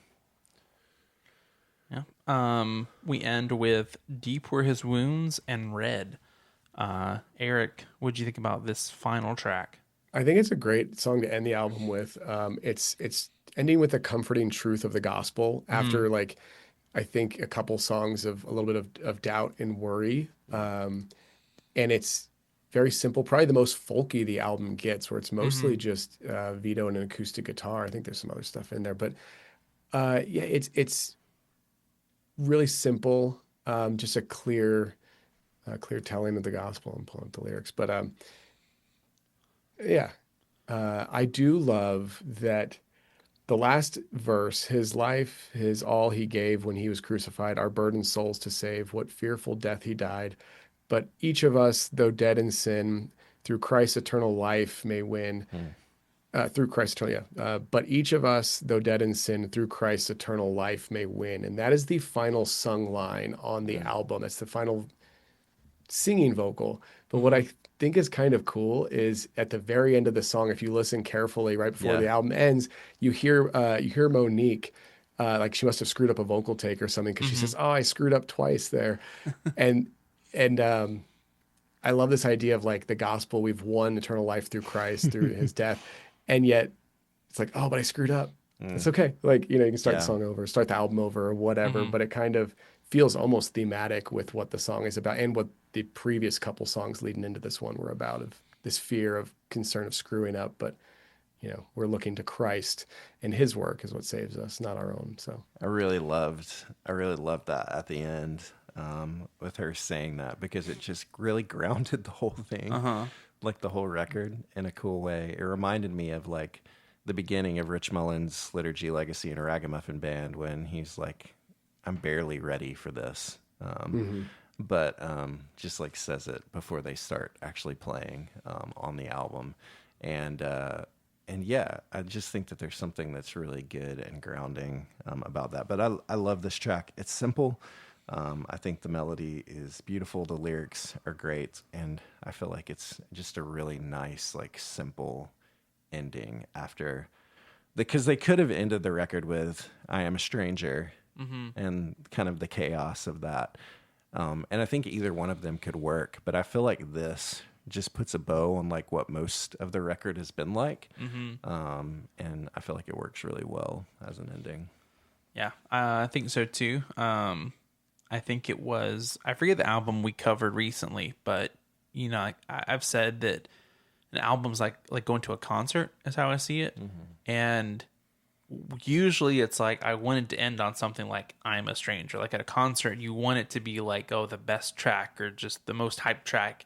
But I was like, man, on this album or at a concert, I feel like this would be such a cool way to end it. And even like them like talking afterwards, it made me think of like albums that have like an intro and outro and like little like interludes and all. Like to me, it's just cool because it feels like you're getting something special instead of just something that's like really neat and tidy and all. So yeah, I love that. That's cool.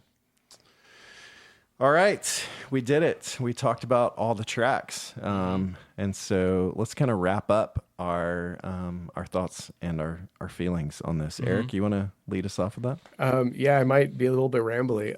I think this album is it's like there's juxtapositions. It's at times it feels almost pretentious, where you have these really huge orchestrated, everybody's going nuts and riffing.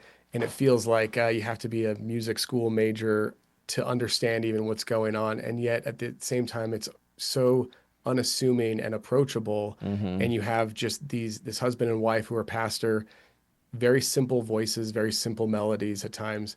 And so it feels both pretentious and unassuming. You know, you have Sufjan's like flair for grandiosity, and then you have like this calm, intimate, like level with Vito and Monique's voices in their songwriting. And so I think it's an album that is full of contradictions at times. And, you know, the song choices, even between hymns and then a Smiths cover, you know, there's very odd choices thrown in there.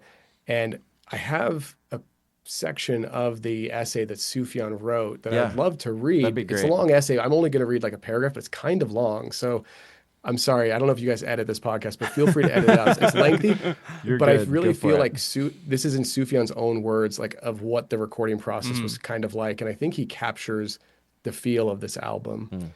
So he says, admittedly, for a gospel duo, there's far less soul than sweet sincerity in the casual songs of the Welcome Wagon. Vito and his wife are unabashedly Midwestern, ordinary and uncool, the whitest of white people. Perhaps being good Presbyterians requires a straightness of aesthetic, an inclination against ornamentation. Theirs is the squarest shape in the drawer, but this is precisely what sets them apart from the standard fare of contemporary liturgical music. It doesn't feign emotion. It doesn't pander to stylistic pretensions. It doesn't pretend to be anything other than what it is. Hence, my involvement as producer, micromanager, and backseat driver. These songs are culled from a series of modest home recordings subsequently decorated with grandiloquent, curious of sound. We've shaped and pulled epic, sometimes soulful stunts from quiet skirmishes of songs. We've prodded melodies and prompted lines, augmented endings, perpetrated whole cadences and solos, cultivated splendid multicolored showpieces from black and white parlor songs. It was a labor of love in which I took the approach of a faded theater director, hauling in light fixtures, stage props, and colorful costumes to add an atmosphere of drama. But this is community theater, the show business of church basements and home studios, and the result of countless informal social exchanges between friends. A home-cooked meal followed by a few microphones taped to folding chairs. A family gathering, a summary of happy noises, and a room crowded with familiar faces. Sure, there are showy guitar riffs and piano codas and harmonica solos and rowdy chorus and imposing flourish of brass instruments like wartime cannons. But at the heart of it, if you really listen carefully, there's really just a pastor and his wife tentatively singing in the quiet privacy of their own home. And I think that sums up that album pretty well. And that's just Yeah. part of the essay. Again, if you get the CD or the vinyl, it's a wonderful package. But Man, yeah, it really does, and that's cool to hear, kind of from his perspective in that way. Yeah, I love this so much, and I feel like this was exactly what I wanted to listen to in 2008. Like, it was the epitome of what I wanted, and but yet, like, I was listening to it with my wife last night. And we were both just like, why is there not more music like this? And so, yeah, I really love it. I love the juxtaposition of the simplicity from Vito and Monique, and then kind of the extravagance that Sufjan brings, and pairing those two things together. And I feel like in the end, it just creates something that's really special. And even though it feels different in a lot of places, I feel like there is kind of like a guiding line throughout the course of the record that ties it together and just makes it work really well. So yeah, I love it. Yeah. Like I really enjoyed it going into it. Just looking at the cover, I expected it to be very like, okay, some cool like folk music. Like, I enjoy that. And I feel like I got so much more than like what I like even expected. And I just think it's cool to see how much like heart was put into it. I feel like my only disappointment was after hearing like the packaging. I'm upset that like I didn't get to like enjoy that, because I feel like to me, like good packaging, that's like it swings the vote. Like there's been albums before that I was like, I love the music, but this packaging didn't even have a booklet with it. It's album. probably in my top 10 favorite album. Like it's a lot of thought and care went into it. It fits the whole vibe of the album. It's really cool packaging. But Brandon, I've got good news for you. You can still buy the CD from Amazon. Oh, really? Yeah. I think that you can still. I looked up, and I think on Asthmatic Kitty, it was still on there. It might be. Yeah. So I'll just call I it. hope it's not like a repress that they cheaped out and like didn't do Yeah, like the that would full be a blown, bummer. because there's like a cutout window on the front that you pull the book out of. It's yeah, it's really cool. I get, and it's just one of those like digi things where it's just the album, and I send an email. I was like, my friend, you might know him, Fepeste. He start name dropping. I realized last night as I was listening to this that I don't have this record on vinyl. And so I went and tracked it down and ordered it Cool. so that I can make sure that I have it. Well, let's kind of we've given some of our thoughts. Where do you guys rate this out of 5? Whoever wants to go. For me, I know you guys do like lots of decimals. I'm just going to do like in 0.5 increments, because I didn't like rate every song and then divide that by the number of tracks Sorry, on the album. that's what I do. No, I know. I think I'm going to put it at a 4. I think it could be a 4.5 for me and this is like an album of contradictions, and what I'm about to say is almost contradictory. I wish there were more originals on it, Yeah. but them as a band, they do this where they have a lot of hymn covers, a lot of other covers, and then a handful of originals thrown in. That's kind of like how they write their music, and I actually think that's great. The impression I get is they are people who play guitar, sing songs at home. They're writing for the blessing of other people. In fact, even on the cover, it says, "May it help to comfort and sustain you," as a little like tag. Like they're writing this for the benefit of other people, and not necessarily for the benefit of themselves. And we talked on the last episode where you're talking to me about how I write music and stuff, and I always do it very much for me. And not with the thought of it potentially blessing other people. And I feel like what would get me to love this album even more is if I could feel like I get to know them even better, because there's more original material, even though their original songs tend to be some of the bit more obscure lyrically and more autobiographical. So I don't even know how to describe this, but I think they write music for a very different reason than I do. And I think that it also makes it harder to connect at time with them as an artist, because it's like, okay, we've got an old hymn that I've never heard of before you guys covered it. And then we've got a Smiths cover here. And then we've got an original that I don't know what you're singing about, but then we've got another hymn, and it's like kind of all over the place. But I also think that's part of the charm and part of why I like them and what they do on all their albums. So it doesn't make any sense. But what I'm saying is, if there were more originals, I think it could potentially have been like a 4.5 album for me, where I felt an even closer connection to them as artists. But I don't think they desire to people feel closely connected to them.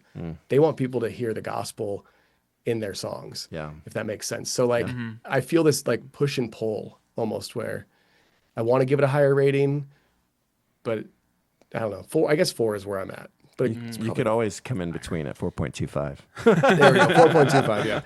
No, I have a lot of almost contradictory feelings about this album. It's all amazing though. It's a beautiful album. Yeah. No, I get what you're saying, because I think that there's artists that I love that I get so excited because they're pushing boundaries, and I'm like, man, they're so original. And I think that until they do something that I don't like. And then I'm like, no, you guys should just stuck with, like, I love this sound. Why are you guys changing it up? And so like I get that, because I think the same way with this one is that usually I like for a band to like to choose a lane, like it to be an album where it's all covers or it's all original stuff, or or maybe you throw in like one cover or something. So with this one being like a mixture of there's covers, there's hymns. Like you said, you don't really get to I'm about to start contradicting myself too. Like in a way, you get to see who they are because you get to see, oh, this is music that meant a lot to them or is special to them. But then at the same time, you don't really get to see what, like, who they are. Where it's like, and even for like you were talking about during that interview, your influences. Like, I think it's sometimes you have bands that are like, man, I grew up listening to Michael Jackson and all, and then they end up writing stuff that's completely different than Michael Jackson. So it's like the music they love to talk about is different than theirs. So I think I feel the same way with it. Is that it's almost like if you chose a lane, like it like boosts the rating. But I think for me, I land at a 4.2 with it. Is that I really enjoyed it. To me, a mark of a good album is whenever I'm adding songs to playlist, and I have a running playlist this year of music that I've discovered. And so I think there was a good 3 tracks off of this one that's going to make it to that playlist of, okay, here's new good music that I found, like discovered this year. And so to me, that's always a mark of a good album. That's cool. Yeah. Yeah, you guys have said a lot, and I'm kind of with you. I think the interesting thing about the covers on this album is that 98% of people that listen to this aren't even going to know that there's a cover song on this album, because it's not like these are popular songs or, they're not covering Africa, right? And so I do think that's kind of a fascinating piece of it. And even with some of the ones that feel like hymns, you're like, did they just write this, or is this a really old hymn? And so I feel like that helps a little bit with some of the cohesion. So I love it. I'm going to go a little bit higher than you guys with my crazy ranking system. I came up with a 4.3 for Welcome to the Welcome Wagon. I think it's great. I think everybody should go listen to it. It's as my wife would say, it's probably not for everybody, but she loves it and I love it. So it's so good, and it's such a hard album to talk about. You know, it's like I want them to do more originals, but what would I have them keep off? Like, I like that they throw weird, obscure old hymns. I like that they throw in a random Smith song it doesn't seem to fit, but like that's part of the charm. Yeah. But it's also kind of what keeps me slightly at arm's length, if that makes sense. I would be very bummed if the Velvet Underground cover was not on this album. Oh, I agree. No, that one, it's better than the original. It's incredible. Yeah, it's so good. So awesome. Well, this has been really fun to dig into. Eric, man, thank you for jumping in with us and bringing this, because this is the kind of stuff that I'm like really excited to introduce Brandon to. And so one day we'll actually get to Sufjan, and that's gonna be really, really fun as well. So cool. Well, let's talk about our lyric of the week.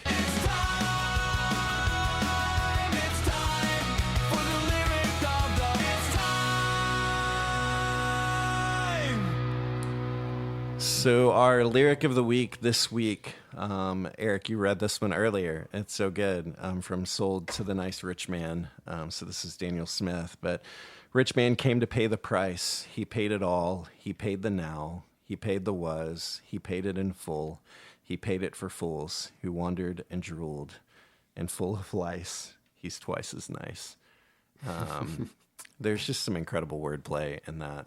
Daniel Smith's he's a gifted writer for sure, but I love that song so much. So awesome. Well, this has been a fun journey. Eric, thanks again, man. We'll have to definitely have you back when we dig into some of this other stuff. Maybe when we hit Sufjan or Half-Ended Cloud, or we'll bring you back for all the Asthmatic Kitty stuff as we get to it. Okay.